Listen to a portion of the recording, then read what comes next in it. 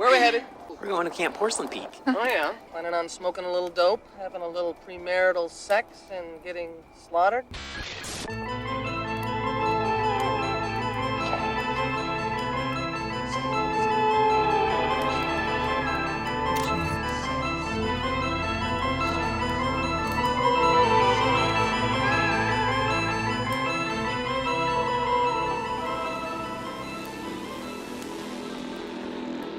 Here are your totally rad camp counselors, Tone, John, and Anthony. Woo!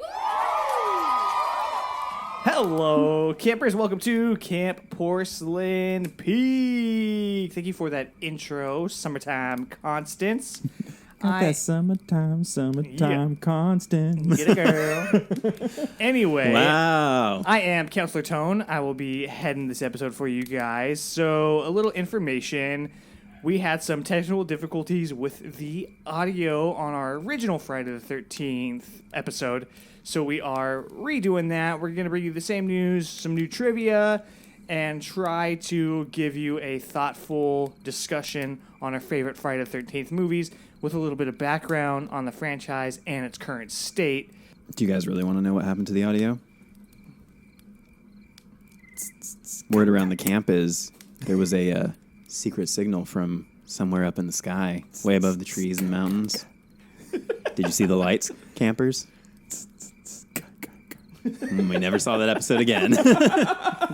Anyway, let's get ahead and introduce these two assholes that you've already been hearing. So, Counselor John, how you doing? I'm doing pretty good. There's been a lot going on in the world right now, and I feel like I've been very, I'll say angry, but I am in a good headspace for recording. John Smash. And I do feel like a couple of weeks to sit on my thoughts about my particular pick, which you'll find out later, has given me a little more of a cohesive thought. I felt like what I said in the first place. I felt like the mask. Yeah, I feel like I like talked about the mask. I talked about like one or two specific things, but I have a lot more to say this time, so it should be a little bit better, and my thoughts should be a little more put together. Well, John, you've never been one to have a lot to say, so we're very excited about that. Counselor Anthony, how are you doing this week? Camp stud. Yeah, thank you. Why reinforce it? Camp stud, internet darling, all that. You know, I'm just darling it up on the internet. There were internet at camp. Yeah. On the signal waves, man, talking to the aliens. Yeah, no, this camp thing has been really fun. We've had a really good reception so far. I mean, there was a little bit of a mix-up like you were talking about with our episode structure, but I think our launch went really well with the Are You Afraid of the Dark episode. And we had a T-shirt come out, which we can chat about a little bit more later. So lots of cool stuff on the page, which is where I basically spend all of my time now. So, also, if you were expecting the American Horror Story 1984 episode, that is still in the works. That will be here next week, we promise. We're already working on it. Yeah. But we wanted to make sure that we didn't ditch Friday the 13th because this is such a quintessential camp movie. It is the camp movie. Anyway, that's what we're talking about today. Enough bullshit. We'll go ahead and jump into our summertime news. You see, Jason was my son, and today is his birthday. John, I'm going to shoot it over to you to go ahead and get us started. You guys missed out on some of my thoughts because that audio is lost forever. But But Umbrella Academy Season 2 has been announced and is releasing in July. I thought we weren't going to get that shit forever because I had no idea they had actually started and stopped filming it. I thoroughly enjoyed the first season. I know there are other thoughts in this room, but I'm really excited to watch it, talk about it, digest it, watch it again. You know, all those fun things. Because, like I said, I had a blast with the first season. Yeah, I'm those other thoughts. I'm aware. And I'm not dying to watch the second season, but I'm going to do it because I'm going to have to. the cool thing I think about you having to bring this up again is that some pretty cool artwork I feel like came out since the last time you had talked about it, with all the characters with their faces, with the umbrellas and everything. So look forward to that in the future. All right, what about you, Counselor Anthony? You had some news that you wanted to share as well, yes? Something that I've been trying to keep tabs on, and I've mentioned it a couple times, is just kind of the state of movie theaters and the box office while we've been in this summer camp situation.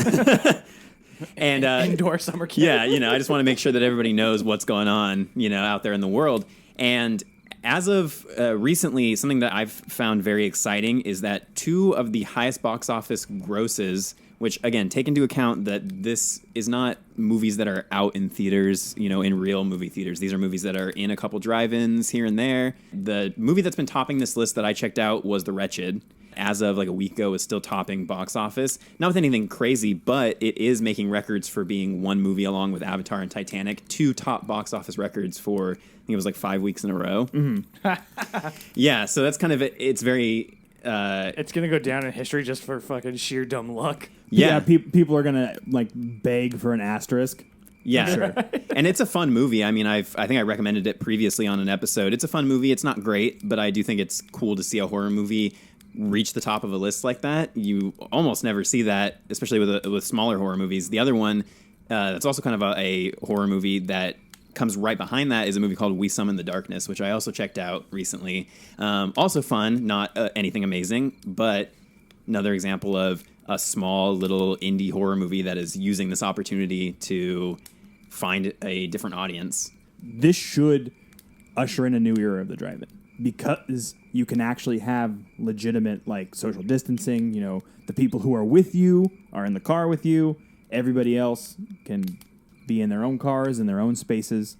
As this quarantine slowly starts to fade away, which we're starting to see kind of right now, it'll be weird to see the state of movie theaters in the box office. So I definitely want to keep listeners posted, and ourselves really. Yeah. 'Cause I'm interested, because it's all something that we enjoy very much. Absolutely. All right, so for me, it's not breaking news anymore because it's like, 3 weeks old, I guess, now, since the time of the original recording. But they announced that David Arquette is coming back officially to Scream 5 or whatever the fuck they're calling it. You mean David Cox Arquette? David Cox Arquette. Wouldn't be surprised. Yeah. So we're getting the Doomeister back, and I mean I don't know. I don't care. Yeah, I mean I think in our original recording we talked about just wanting Randy back. I mean, and everybody just wants Randy back. It's the only thing that Jamie Kennedy's done that I'm like that I can 100% get behind and be a stand for. This sounds a lot like a legacy sequel type of thing. They're going to treat it kind of like a half reboot, half continuation of the story. A legacy sequel to a legacy sequel? Yeah. But I think, speaking of Scream, that ties nicely into some of the stuff we'll be talking about later with the Friday the 13th movies. Let's hope Randy faked his death and is somehow coming back for whatever the fuck kind of cool this is. Yeah. All right, so that is going to wrap it up for news this week. If you want more, Ashley the intern does send us stuff on Facebook, to which we have a group now. So if you want to check that out, it's a little bit more interactive. So if you guys want to share stuff with us on there or just have discussions with us, then hit that up, and there'll be more news that we didn't talk about on the show there. Other than that, we'll go ahead and get started with a surprise in trivia. John? 80s trivia! We can't stop now. Dad, leave us alone. Then answer the question. Same category. Oh, please stop. Name the killer in Friday the 13th. Jason! Jason! Jason! I'm sorry. That's the wrong answer. No, it's not. No, it's not. It was Jason. Afraid not? No way. All right, so these cards are a little bit different than our typical horror Trivial Pursuit. So these are all just 80s themes with the typical Trivial Pursuit categories and one special Stranger Things question at the end. All right? Little throwback to our Strange Summer from last year. Yeah, we thought we'd mix it up, keep it fun for you guys, and we have a couple new trivia segments in store, so keep an ear out or an eye out for that. Okay, so in typical fashion, me, Counselor Tone, is going to read Counselor John. Counselor John's going to read to Counselor Anthony, and Counselor Anthony will read back to me. Let's jump into the movie category. What movie millionaire party boy played by Dudley Moore shares his name with an animated TV aardvark? Is it Arthur? It is Arthur. Yeah. Isn't that full of like cats? It's Alf. That's right. More 80s. All right. Good call. Counselor Anthony, what comedian What's up? played a father trying to get respect by going to college with his son in Back to School? Chevy Chase. I haven't seen Back to School, so I don't know. Man, even in trivia, he gets no respect. gets It's no Rodney Dangerfield. Wow. You never heard him say that? Like, I No, need no respect. no, I've heard him say that, but I think it was in like one of the Casper sequels. I think he has a cameo. Even in hell, I get no respect. That's from Little Nicky. Right. Tough break, tough break. All right, Counselor Perez, in your movie category, Clyde, Clint Eastwood's sidekick in Any Which Way You Can, was played by which species of great ape known for its colorful fur? Gorilla. Ooh, sorry, it was an orangutan. I'm sorry. What the fuck was that pronunciation? It was an orangutan. It Orangutan.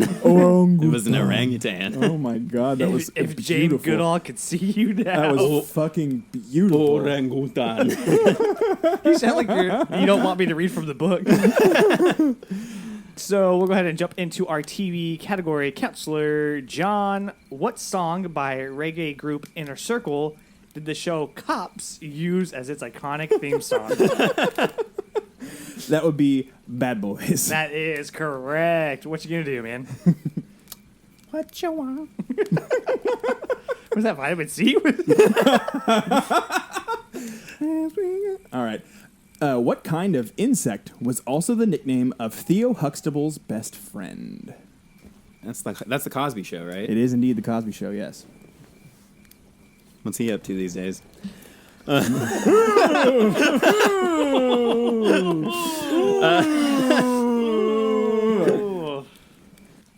Termite. That's that cockroach, Tony Montana. Well, it's a cockroach, but El Cucaracha. All right, in your television category, Counselor Perez, what show featuring Eric Estrada as Paunch had a title containing an acronym for California Highway Patrol? I don't know. You just gave me the answer. Chips. It is Chips. In the horror one, it's like if you have to cross the hypotenuse of the point. this one's like, oh, with the thing. Here's the answer. What actor in the Rodney Dangerfield movie? In Chips, what was the name of the show Chips?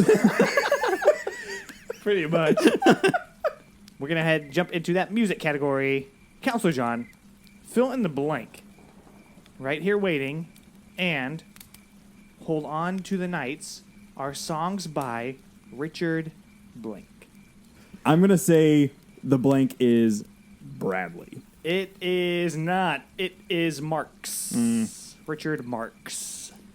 All right, what hit single featured Paul McCartney and Steve Wonder harmonizing in a plea for racial equality using piano keys as its metaphor? Did you say Steve Wonder?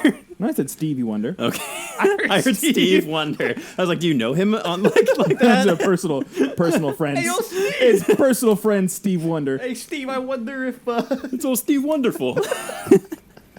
So Paul McCartney and Steve Wonder. We Are the World. Oh, it's ebony and ivory. I can't say that I've actually genuinely heard that song outside of people joking about the Ebony song. and Ivory? Yeah. Right? Yeah, me either. Yeah. All right. Well, that blows.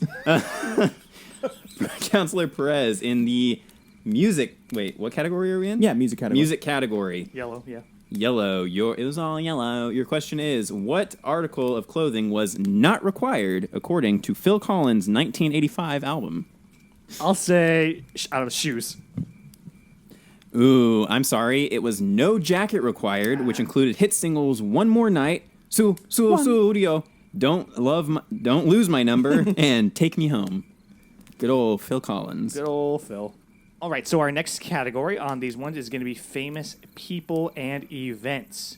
So basically, whatever. Yeah.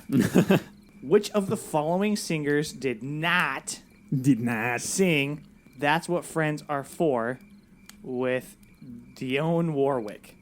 Was it Steve Wonder, Diana Ross, or Gladys Knight? I'm going to say that Diana Ross is the one who got left by the wayside. Correct. Wow. Shot in Lucky the dark. Nice. One step to Anthony's question. All right. What monument celebrated its 100th birthday in 1986 with France's President François Mitterrand saluting her? Is that the Statue of Liberty? It is indeed the Statue of Liberty. Ooh, it was the world's biggest yarn ball. It was the All right, on the board, man. Nice job. Sweet. No offense. I just don't want him to win 2 weeks in a row. Yeah, okay. Offense taken, I'm sure, but Yes, still. big time. Yeah, I'll try my very best. I don't know if I've ever had a streak on this show. Counselor Perez. In the whatever category, what singer had starring roles in the films Desperately Seeking Susan in 1985 and Who's That Girl in 1987? Dolly Parton.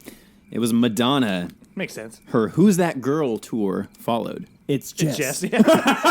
Yeah, I was waiting. I was giving that to you guys. I was going to do it, and I was waiting for it. I was like, come on, guys. You know, who stars in this movie and Who's That Girl in 1970?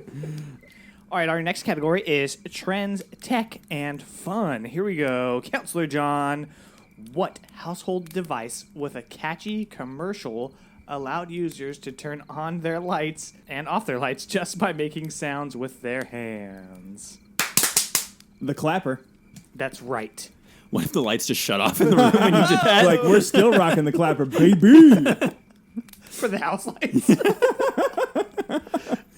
All right. What singer had her own signature fragrance named Electric Youth? I'm going to guess Madonna. That's the only, because we just said Madonna. It is Debbie Gibson. I don't know. I don't even know what the fuck that is. The popular scent was named after her chart-topping hit song, What was the name of the song? Electric Youth. Duh. All right, Counselor Perez. In the technology things category, in terms of the taping and playback device, what does VCR stand for? Video cassette recorder. Bingo! Oh. I hear that VCR is going places. That's a little taste for next week's episode. Okay, so this will be the Stranger Things category. Counselor John, Jiggity John.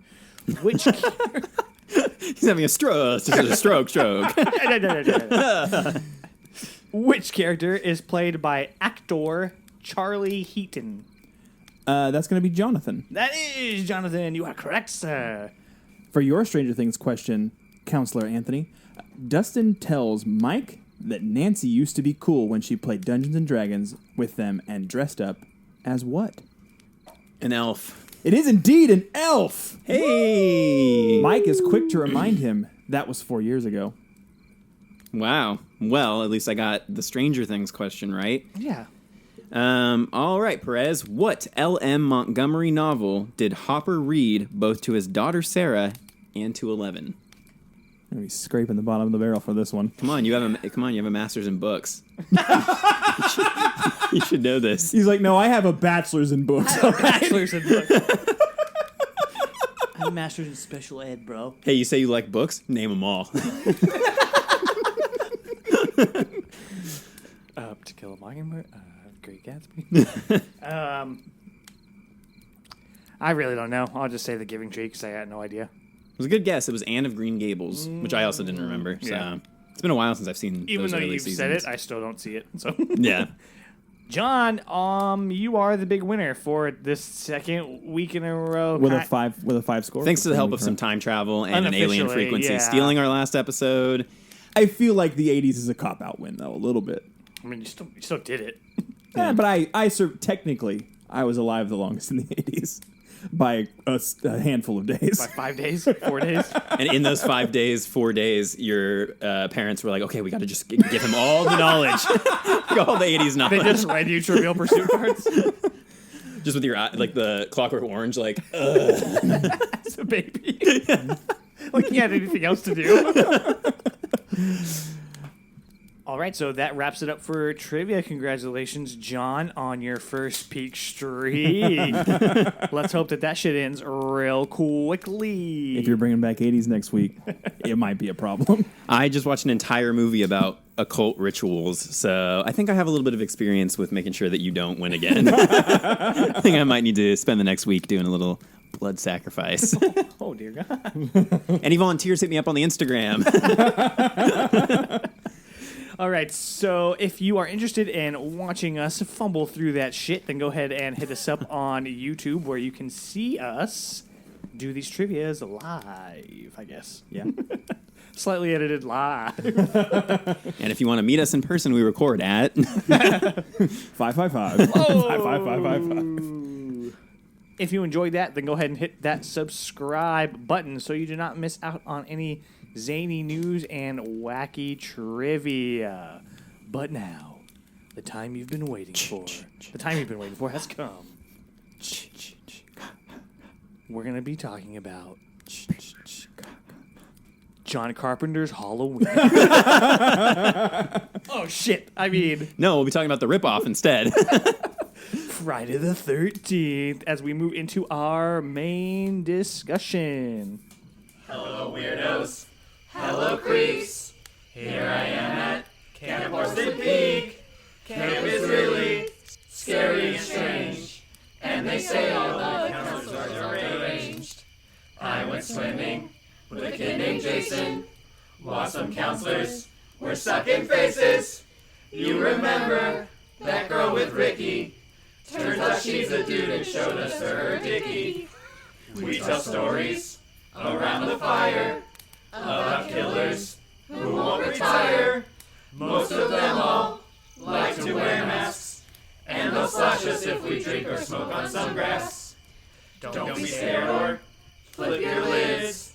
Killers don't always hurt us kids. Plus we rarely go out alone. We're more scared than each on its own.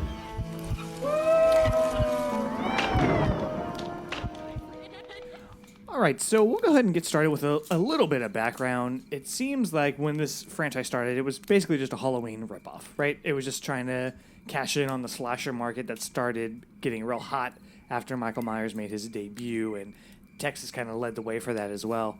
And it was pretty schlocky. I mean, if you go back and watch the first movie, it's not great. It doesn't compare to something like A Nightmare on Elm Street or Halloween even, you know what I mean? And the movies, for the most part, get pretty rough from there. And we don't even get the Jason that we know until part 3. We start to really see him emerge. And I don't feel like he really comes out until, I think it was like part 5 or 6, right? Where we get like, hey, there's Jason. And then the franchise gets pretty wacky. He starts to leave Crystal Lake. And then eventually he goes to hell. And then he goes to space. And then he comes back to Earth to fight off a certain Mr. Krueger. Yeah, and then he rebooted. So you forgot a little place called Manhattan in there, too. Yeah, I said he travels. Yeah. He's well-traveled. Well, and I think a lot of people probably may not know the history of Friday the 13th and that it was literally just they wanted to capitalize on, like you said, Halloween by just putting out a newspaper ad with the words Friday the 13th and then figuring it out after that. And a lot of people probably don't know, like Drew Barrymore in Scream, aren't aware of the fact that Jason was not the killer in the original one, and Jason obviously became very iconic, which I think is something that's special about this franchise, is that it was able to have that first movie as almost completely unrelated, but spin that off into a horror icon. I mean, for good or for bad, there are some pretty low points in this franchise, but there are some pretty high points, and there are reasons why Jason is iconic. And I think based on our picks for today of what our favorite Friday the 13th movies are, I think that kind of reflects how we feel about the evolution of that character throughout the franchise. And it was really fun for me specifically to go back and watch this entire franchise because I was less familiar with it. I knew a general overview, and I'd seen like the reboot and a couple of them here and there and the original, but I had really not seen any of the ones in between. Had some notes and everything. Don't know if I will remember all of them, but...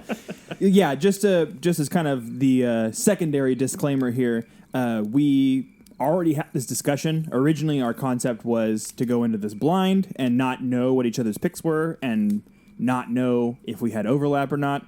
We're already aware of what those picks are. You guys aren't, but we're not going to feign like we don't. Yeah, there is some overlap. We'll get to it here shortly.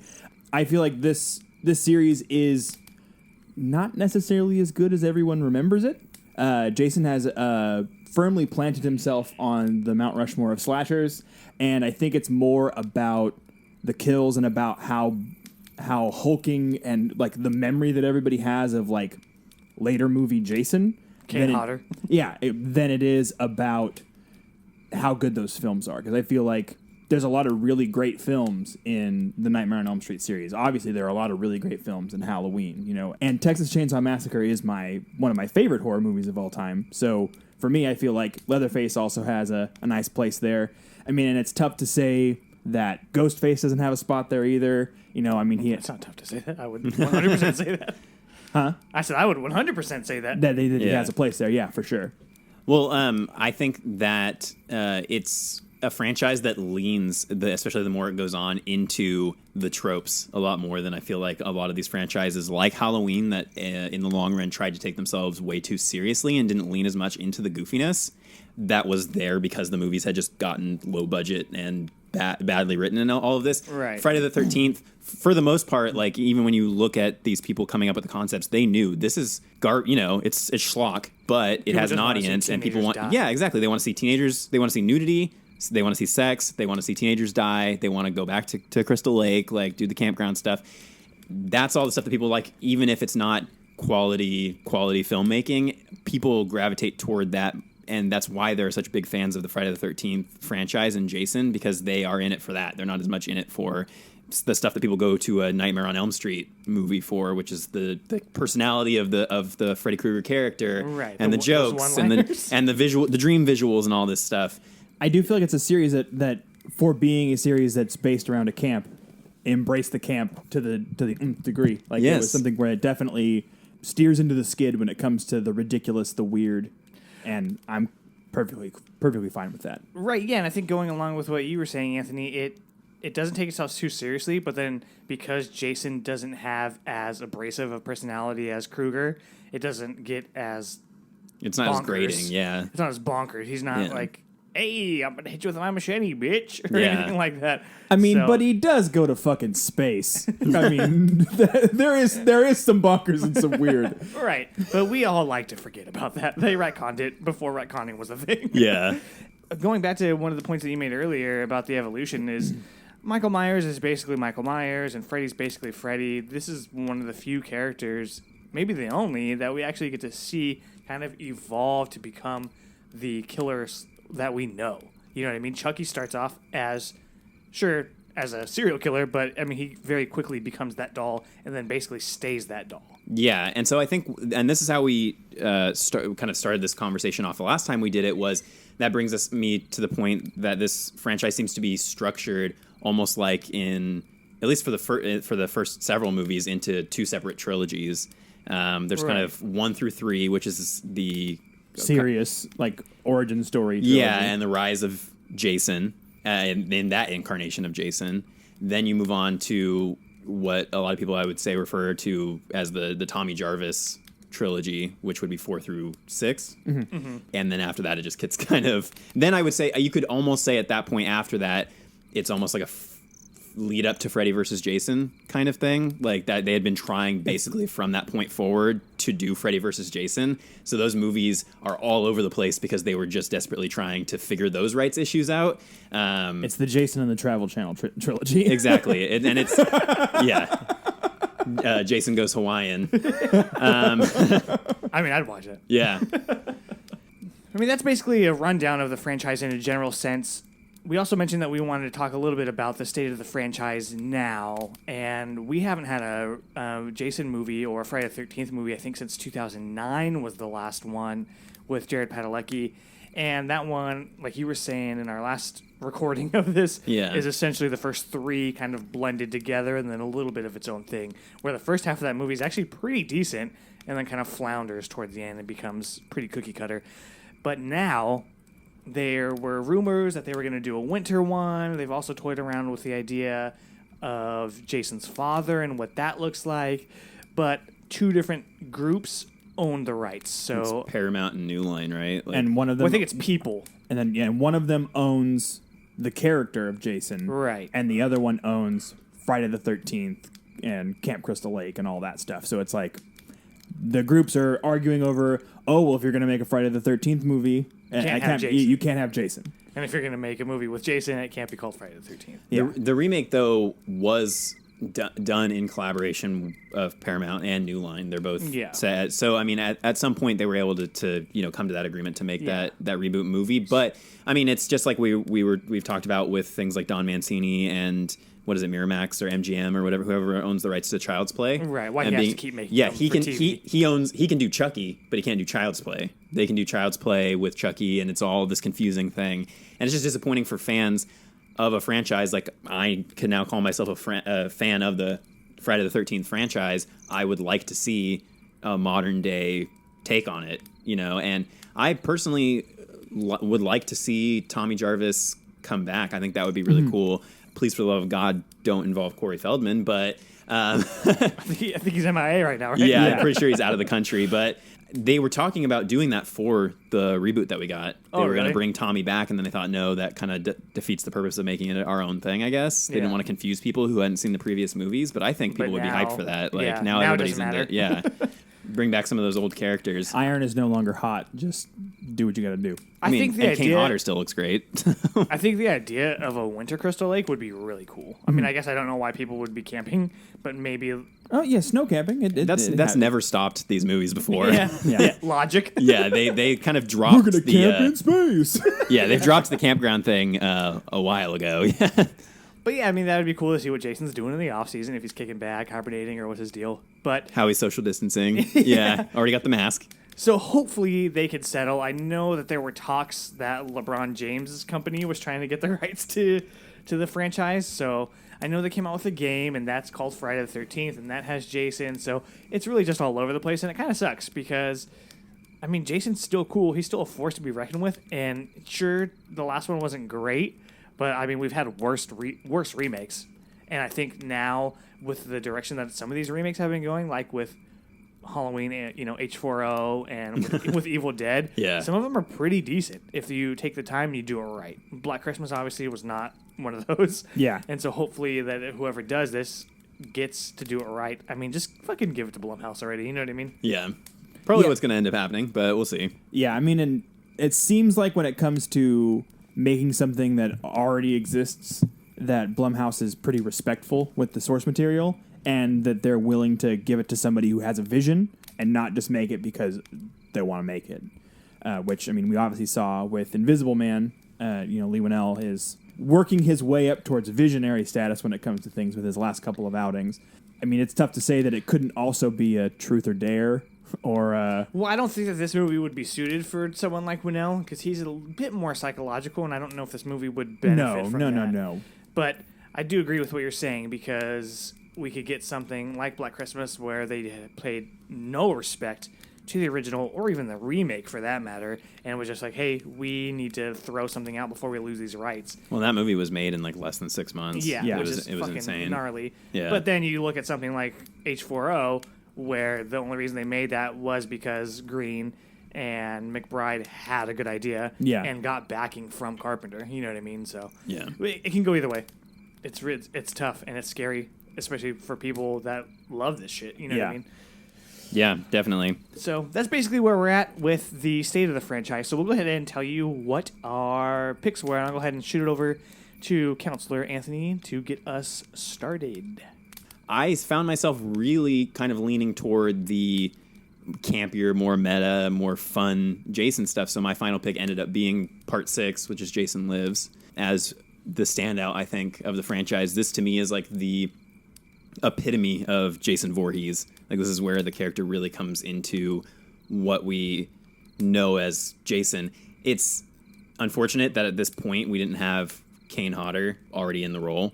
But, I mean, I still think that this Jason was good, and I think this movie is pretty quality for a lot of reasons. First off, it is pretty funny. It leans into some of the comedic elements that are missing from some of the earlier movies, meta humor especially. And I was actually reading between the last time we talked about this and coming up here that is Kevin Williamson.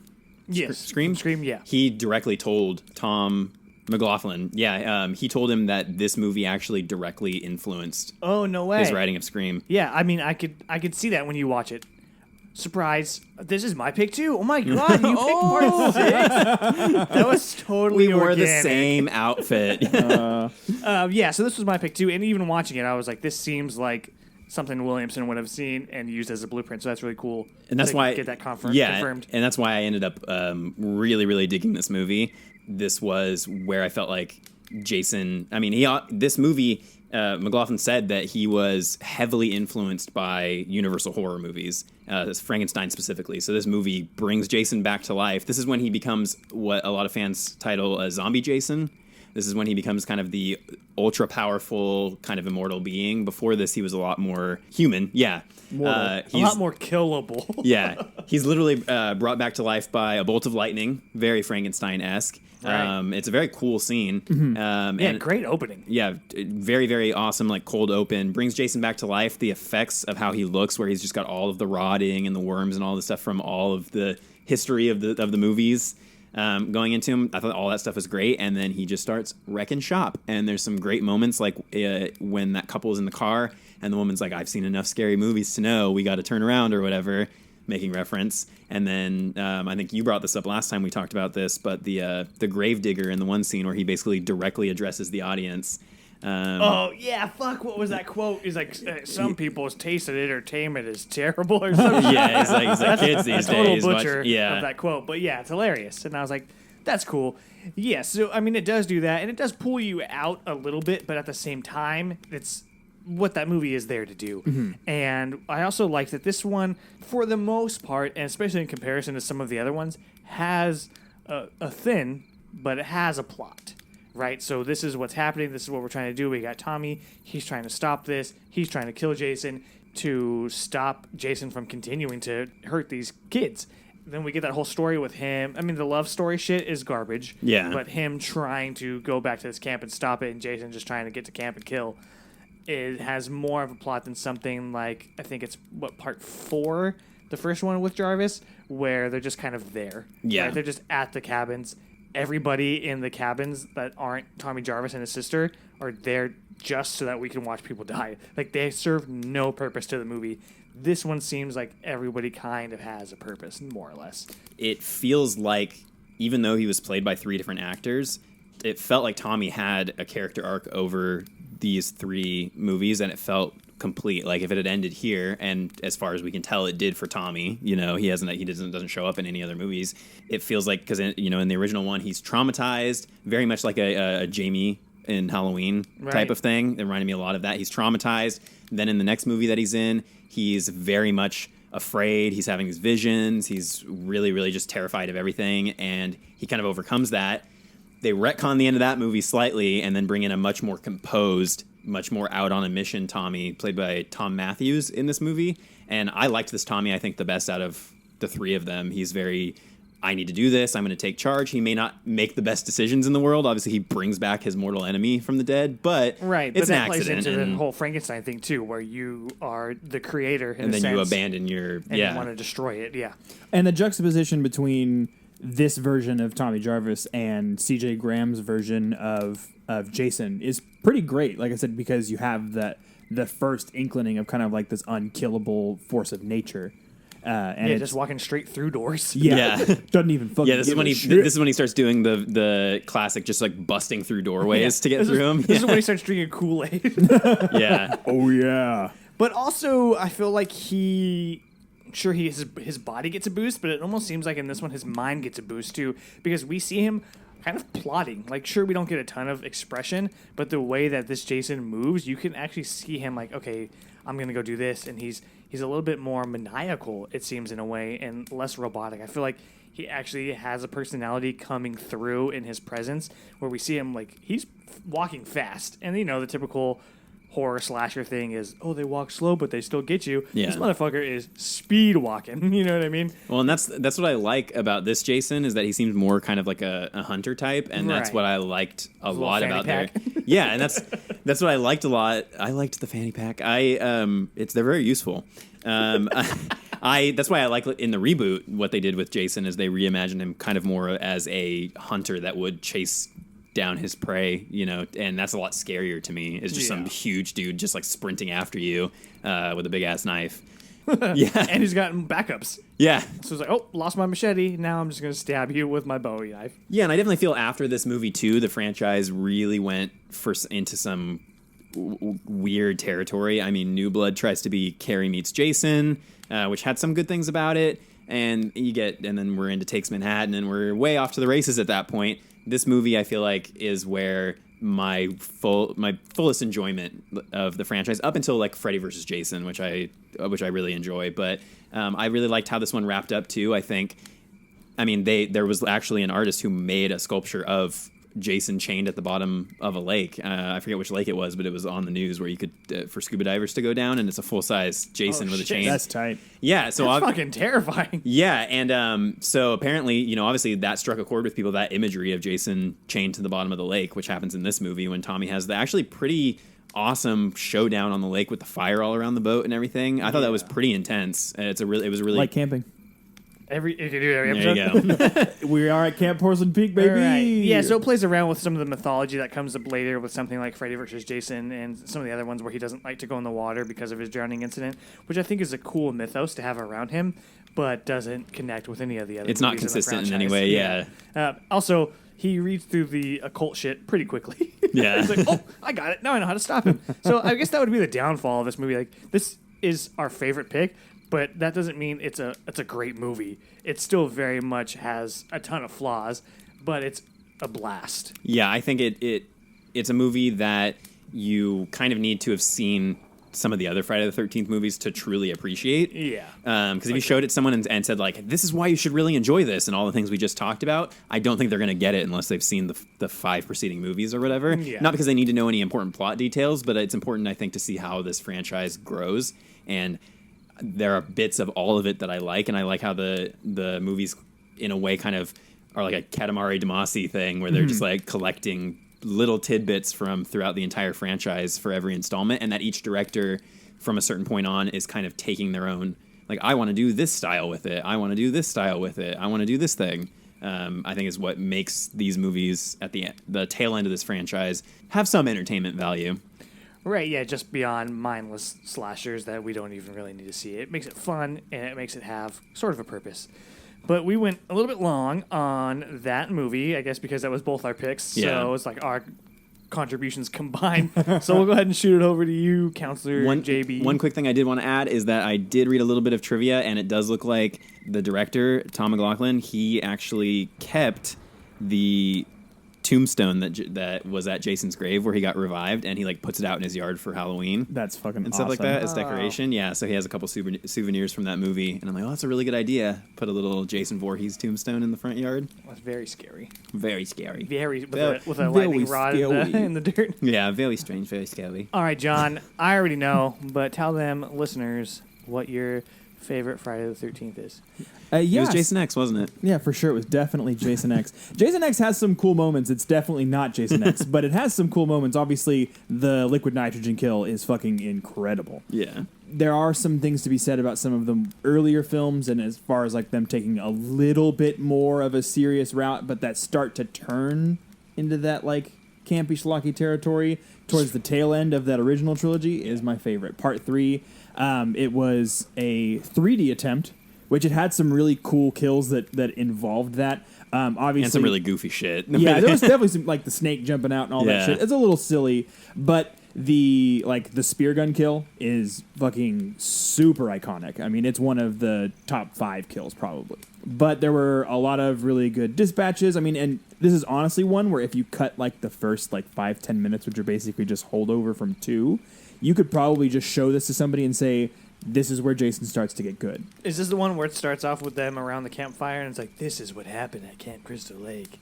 It doesn't have that exact kind of motif. Basically picks up right where 2 ends, like with the whole like mind control, like girl pretending to be Pam. Yeah, that sort of thing. Old Pam. Yeah, it basically just takes that part at the very end, like the last 5-10 minutes, plays through that, and then kind of starts off with three more people who are, or like not three, it's like six, I think total. It's three couples who are headed up to Camp Crystal Lake to be counselors. Crazy shit ensues. Like, it's very well paced. Out of all these movies, it's probably one of the better ones. You don't really go more than a handful of minutes without time with Jason, and I feel like this particular actor of Jason is one of the top few. I think Kane Hodder is probably my favorite. But this is where he gets the hockey mask. Yeah, for the first time, right? he gets the hockey mask is a super iconic scene. The Jason that we know and love. Yeah, I mean, and the character that he basically lifts the mask from, I feel like could potentially be like an argument for a sympathetic character. He's kind of shitty because of like the whole like prankster playing jokes thing, but it is to kind of cover up like some insecurities, which, I mean, if you have any insecurities at all, you can in some way or form relate if you use to this character. if you use humor as a defense mechanism, to cover your insecurities, then you probably related to this character. Exactly. Like, yeah. Speaking of humors, why do ghosts like elevators? Because it raises their spirits. I'm not So bad. I'm not insecure. Having a lot of Jason, having kind of the goofy 3D stuff that doesn't work for anyone anymore because you can't watch it anywhere. A lot of adjacent. A lot of Jason. So the actor that played Jason in this iteration is Richard Brooker. I feel like he's one of the top gents to play the character. And this is in an era where he's still alive, so his movement speed is a little bit faster, a little less hulking, and a little more like actual human behavior. It feels a lot more natural in this movie. He runs, it's not quite as much of like from 2 where you kind of just have like this like dumb kind of like lurching type of a character, and this one like is a little more confident with movement. And I feel like, I mean, because obviously there's no lines, there's no dialogue, but I feel like even the motions for the kills were just super dope. I think that if this movie had not been made and they hadn't done things like Bring the Mask, there wouldn't have been more movies after this. People would have gotten bored. Well, yeah, and everybody argues about who gets the credit for introducing the hockey mask, like outside of the film, behind the scenes, and nobody seems to 100% agree. But whoever's idea it was, it's inspired and it's simple, which I think it always ends up being the best way for these things to happen, is just for it to be a very simple thing. It's a William Shatner mask painted white. It's a mask that, Wes Craven and company saw in a house somewhere and thought, that's the perfect mask, we need to use it. A lot of the time it's a white mask with dark eye holes, which is the hockey mask, the ghost face mask, it's just that featureless blank slate. Yeah. Leslie Vernon's is white too, right? Yeah, and then it's like that one's kind of greenish. It's kind of turtleish. But I mean, I think that it's also fun to see how different actors want to portray Jason, because in this one it feels less like Jason is supposed to have some sort of mental handicap as well. Because in some of the movies it's like, okay, he's deformed and he has some sort of mental handicap that he's had since he was a child, and in other movies they seem to make him a lot smarter and a lot more of just like an actual villain, right, instead of being like a scared child in a terrifying grown-up's body. So it really depends on who the writer is and who the person acting the part is, what they want to bring to that character. But I think in 3, I really just liked the look because it was very simple too. Didn't he just have he had like a green button up and like just the khaki pants or whatever, and then pretty much the hockey mask. I still think that's a very simple standout Jason look, and like I said, and it's something that carries on through everything basically to Jason X.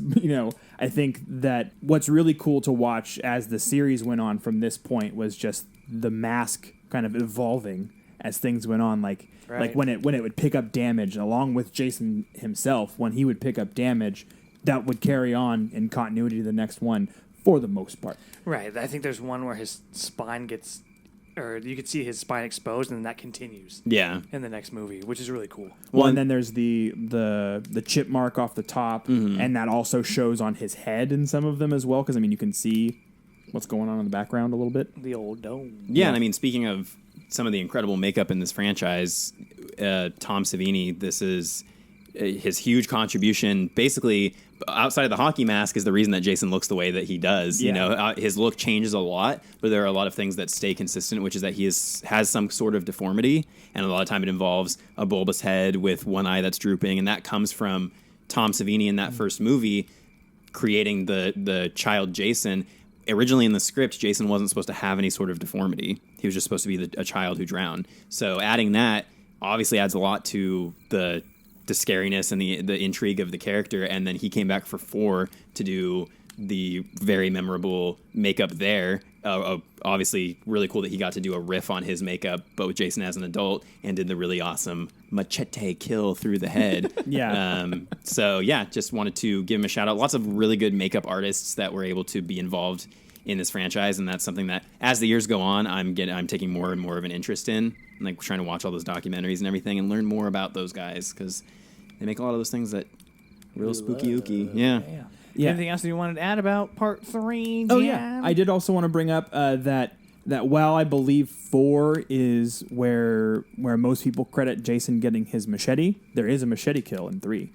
Yeah, one of the characters is like walking on their hands. Oh yeah, I remember. Yeah, so I think that might have been where he got his taste. It's like, ooh, I'm gonna try some other things real quick, but I'm gonna come back to that. Machete. I like that. That's what you need. If you're a slasher trying to be up and coming, you need a good mask and a specific weapon. Yeah.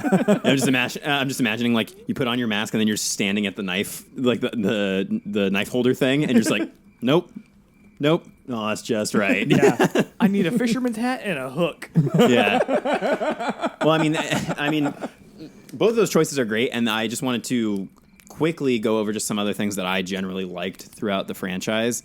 In Jason Goes to Hell, which ended up being the setup for Freddy vs. Jason in a way, because we get which Kane Hodder actually played the gloved hand, so he gets a credit as having played Freddy Krueger. Really? In that movie. How funny. But the other thing that a lot of people don't notice is that when the main character goes into the house toward the end of the movie, the Necronomicon from Evil Dead is sitting right there. That's right. I remember we talked about Evil Dead in some way. I could not remember what it was. Yeah, and there is a whole comic thing that's Freddy versus Jason versus Ash or whatever. Right.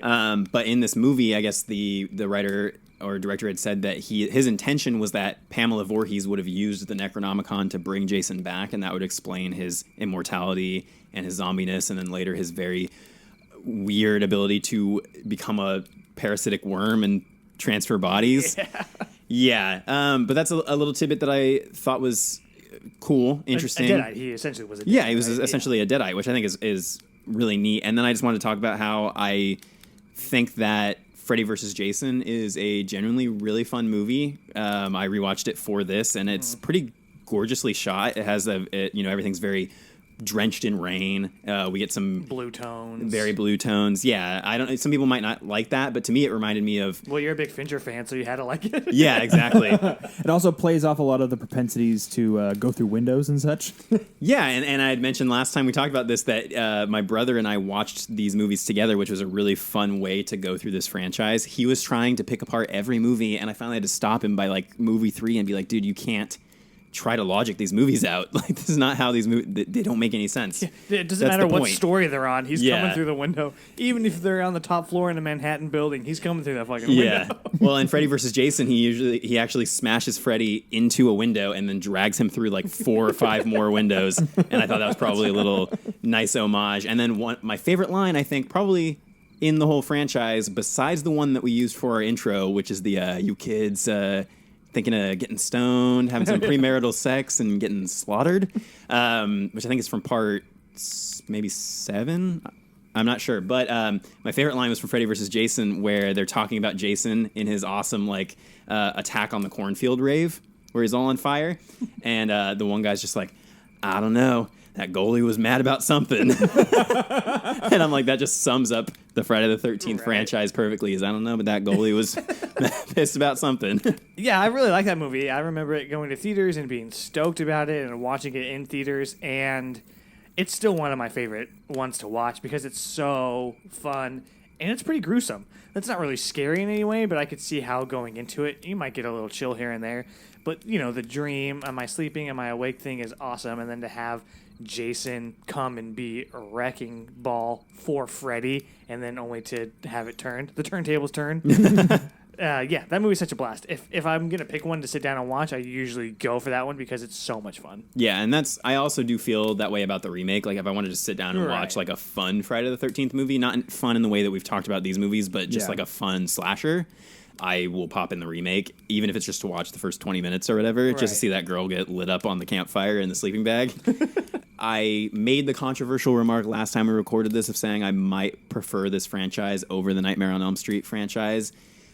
I'm not going to say that wholeheartedly, but I will say that I do think that this movie kind of sticks true and leans into its thing a little bit better, I think. Like, it doesn't lose track of itself as much. But that might just be me thinking, like really enjoying the campiness of the later franchise more than I enjoy, like you said, the campiness of later Nightmare on Elm Street, because Freddy gets pretty grating and it gets pretty goofy. So I think maybe it benefits from having a silent killer in those later movies. Yeah, but we definitely wanted to talk about this. We are sorry that we couldn't get it to you guys last week due to technical issues, mostly on my end, to be honest. But it happens. Blame the aliens.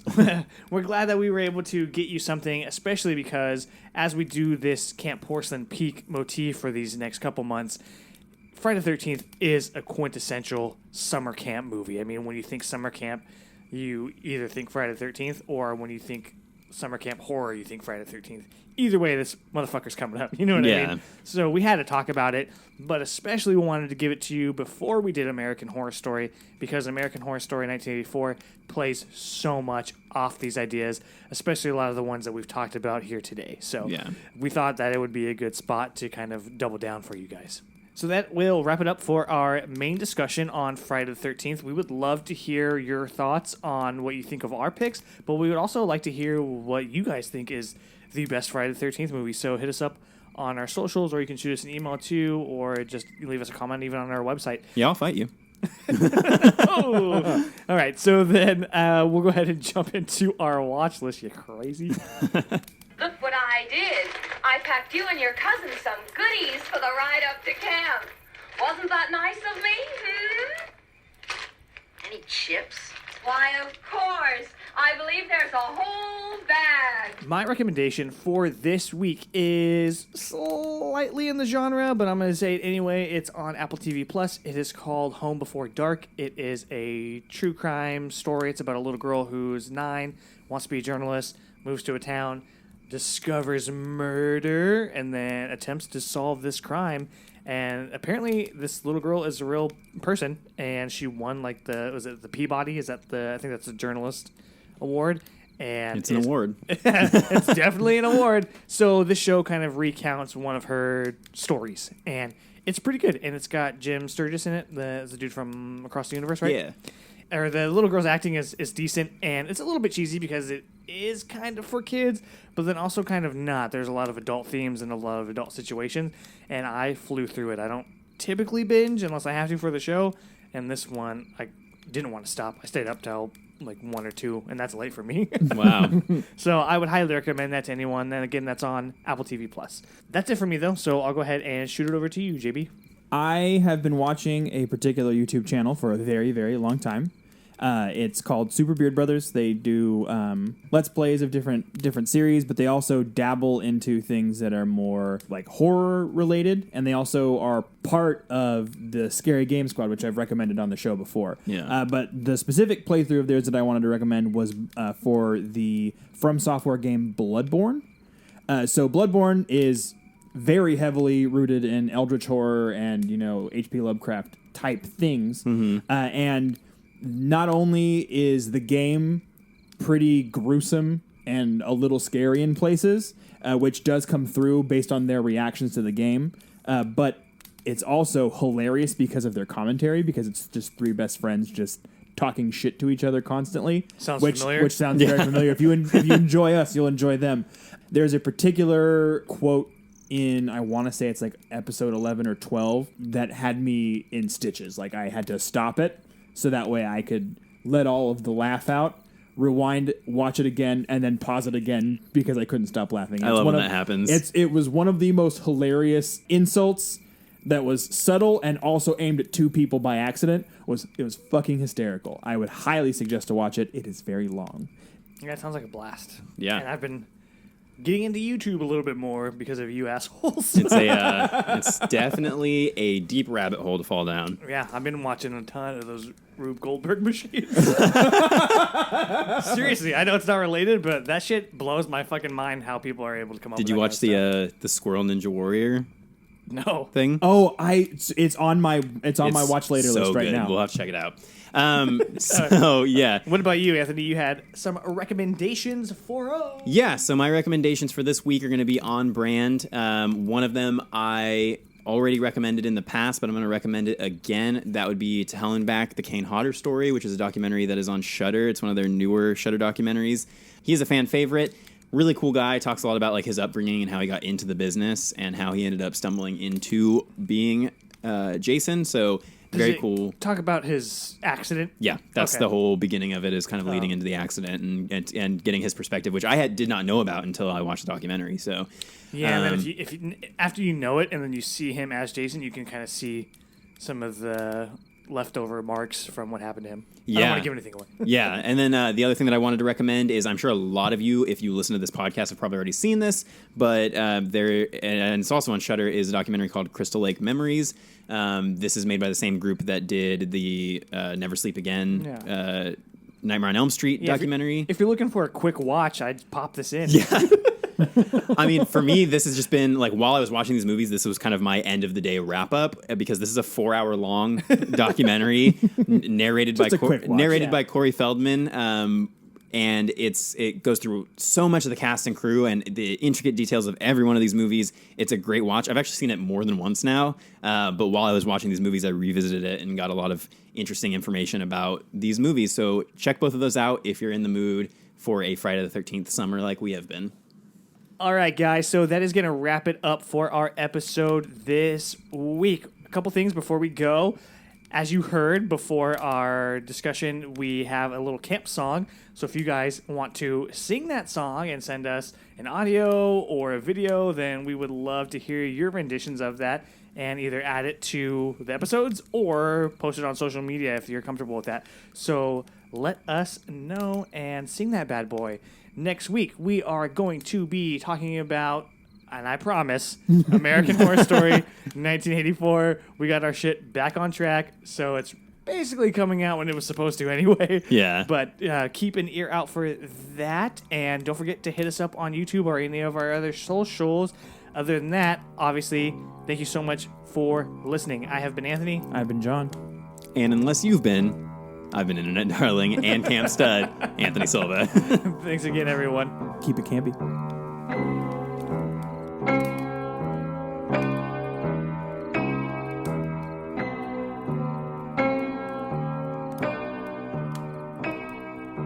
You can find Porcelain Peak on Apple Podcasts, Google Play Store, Spotify, TuneIn, and Stitcher.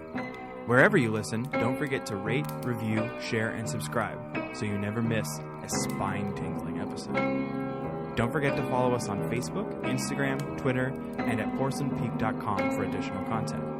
Special thanks to Randy Greer for composing the Porcelain Peak intro music and to Anthony Silva for designing the Porcelain Peak logo. All episodes and additional content is hosted, written, produced, designed, and edited by the Porcelain Peak team, consisting of Anthony Perez, John Brasher, and Anthony Silva.